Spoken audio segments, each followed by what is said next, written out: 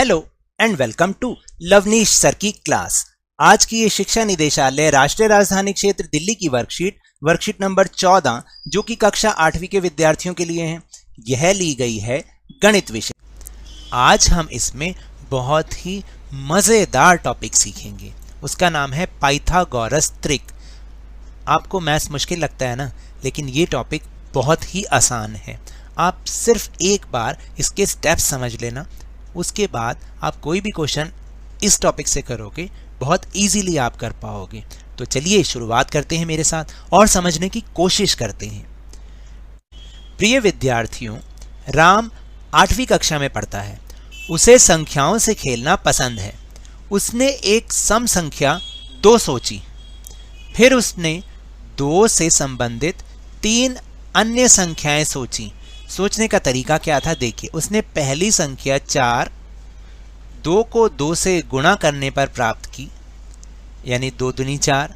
फिर उसे दूसरी संख्या 2 के वर्ग में 1 जोड़ने से प्राप्त हुई, यानी 2 का वर्ग 4 होता है जमा 1 5, तथा तीसरी संख्या 2 के वर्ग में से 1 घटाने पर प्राप्त हुई, यानी 2 दूनी 4 में से 1 घटा किया 3। तो इस तरह से उसने कौन कौन सी संख्याएं सोची? उसने सोची 3 4 और 5। समझ में आ रहा है कैसे किया? अब ये जो 3 संख्याएं उसको प्राप्त हुई, फिर वह सोचता है कि क्या इन 3 संख्याओं के बीच कोई संबंध है। तो उसने जाना कि 2 संख्याओं 3 और 4 के वर्गों का योग तीसरी संख्या 5 के वर्ग के बराबर होता है। जैसे 3 का वर्ग जमा 4 का वर्ग बराबर 5 का वर्ग। तो 3 का वर्ग का मतलब समझते हैं, यानी उस संख्या को उसी संख्या से गुणा करना है। तो 3 को 3 से गुणा किया 9 आया, 4 को 4 से गुणा किया 16 आया। तो 16 जमा 9, और जो तीसरी संख्या है उसका वर्ग 5 गुणा 5 25, यानी पहली वाली 2 संख्याओं के वर्गों का योग तीसरी वाली के वर्ग के योग के बराबर होगा। इस तरह से उसने इनके बीच में ये संबंध निकाला। क्या आप जानते हैं कि संख्याओं के इस गुण का सबसे पहले किसने अवलोकन किया था? उनका नाम था पाइथागोरस। पाइथागोरस एक महान गणितज्ञ तथा दार्शनिक थे। इन्होंने संख्याओं के इस गुण का सबसे पहले अवलोकन किया, इसलिए हम इस गुण को पाइथागोरस त्रिक के नाम से जानते हैं।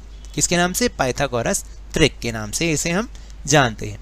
तो संख्याओं का ऐसा समूह जिसमें 2 संख्याओं के वर्गों का योग तीसरी संख्या के वर्ग के बराबर होता है, इन्हें हम पाइथागोरस त्रिक के नाम से जानते हैं। और यदि हम इनका नाम ABC रख लें या ABC मान लें कोई पूर्णांक है, तो फॉर्मूला क्या बनेगा? A का स्क्वायर जमा B का स्क्वायर बराबर C का स्क्वायर। ये फॉर्मूला आप हमेशा याद रखिएगा।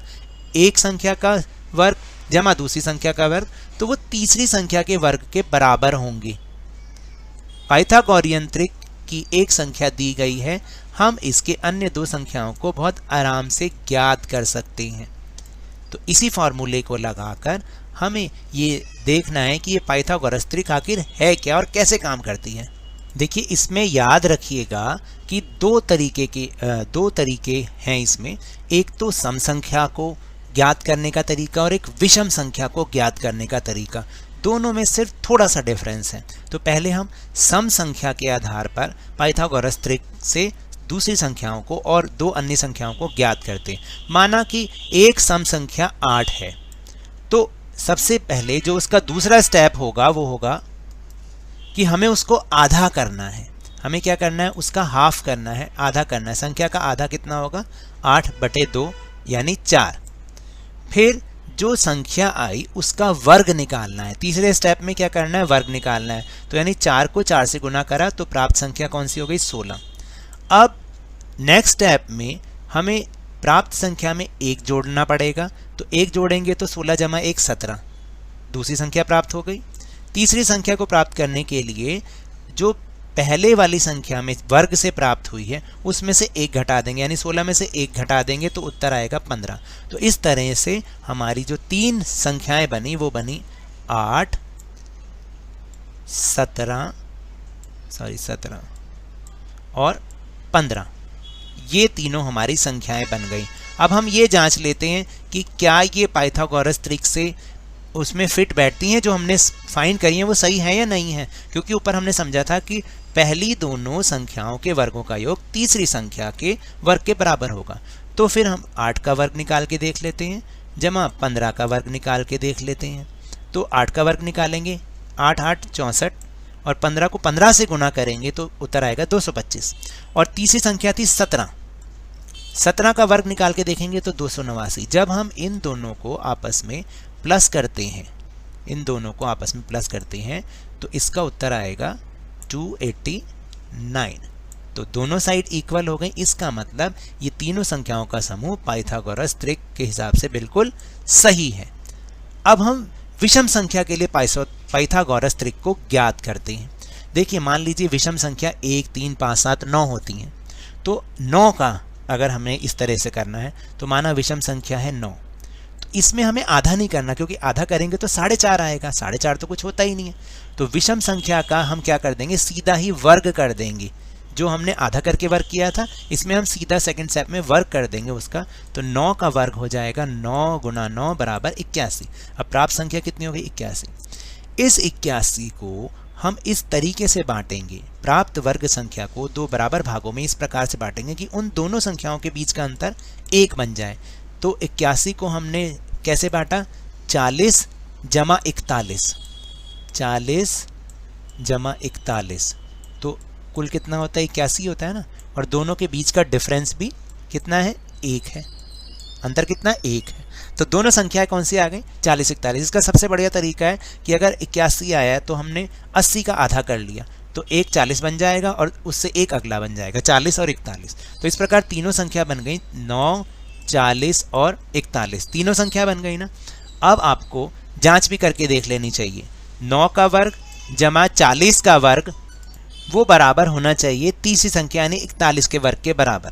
तो 9 का वर्ग हुआ 81, 40 का वर्ग यानी 40 गुणा 40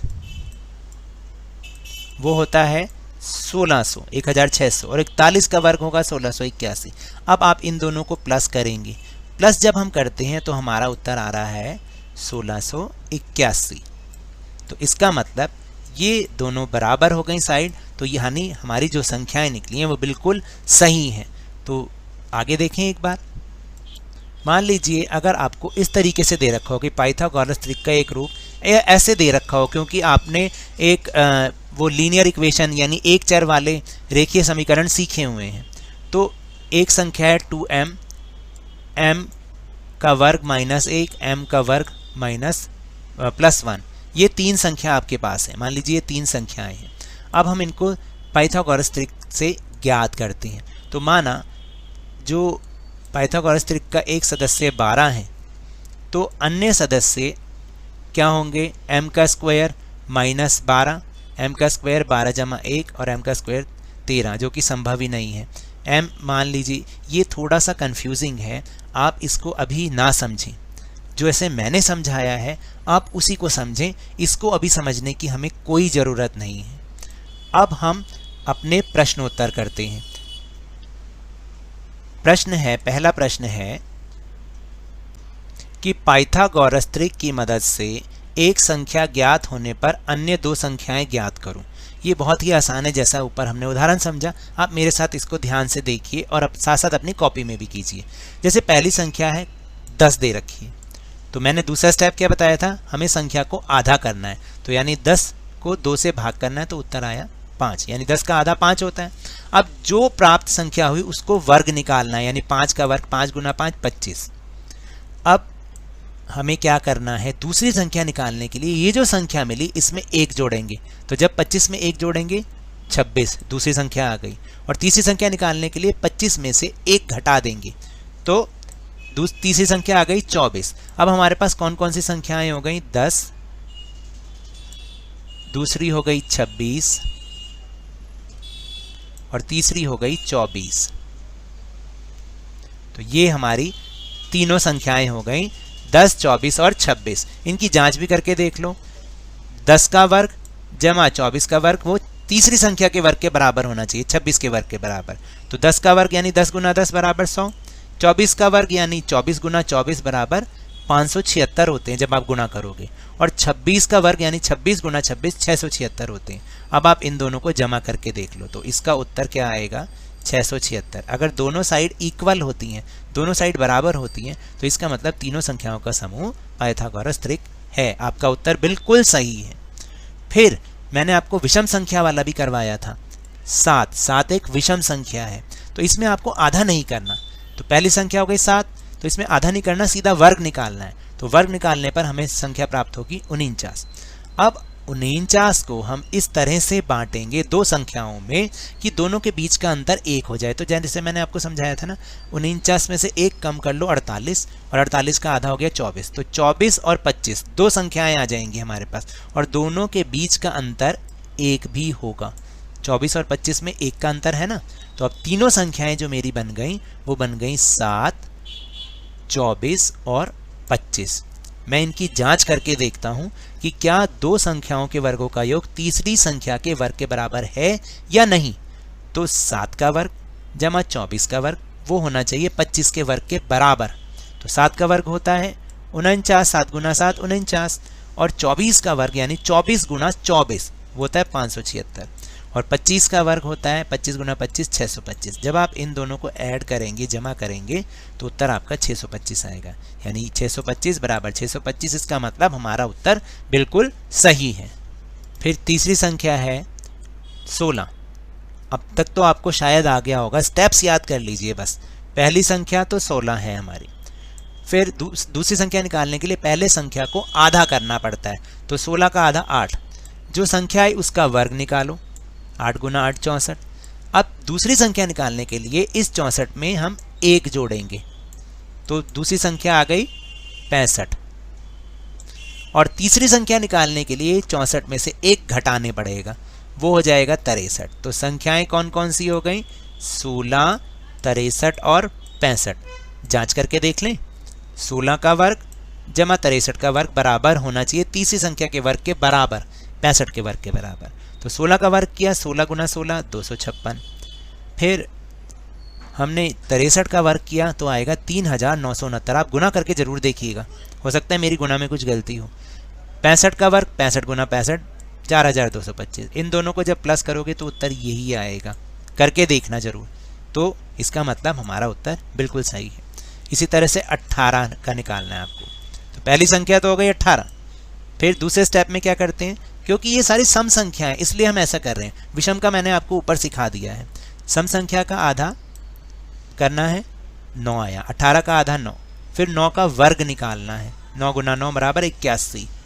अब दूसरी संख्या निकालने के लिए जो वर्ग वाली संख्या है इसमें 1 जोड़ दो, ये बन गई दूसरी संख्या नंबर 2।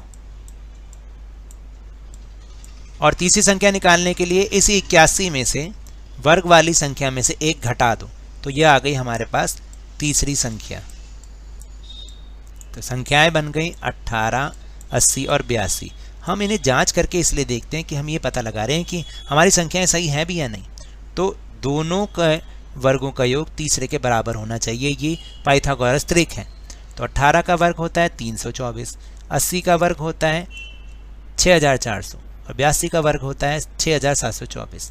जब आप इन दोनों को जमा करोगे तो उत्तर यही आया। तो इसका मतलब जब दोनों साइड बराबर हैं, इसका मतलब हमारा उत्तर बिल्कुल ठीक है। तो चलिए अब हम चलते हैं दूसरे प्रश्न की ओर।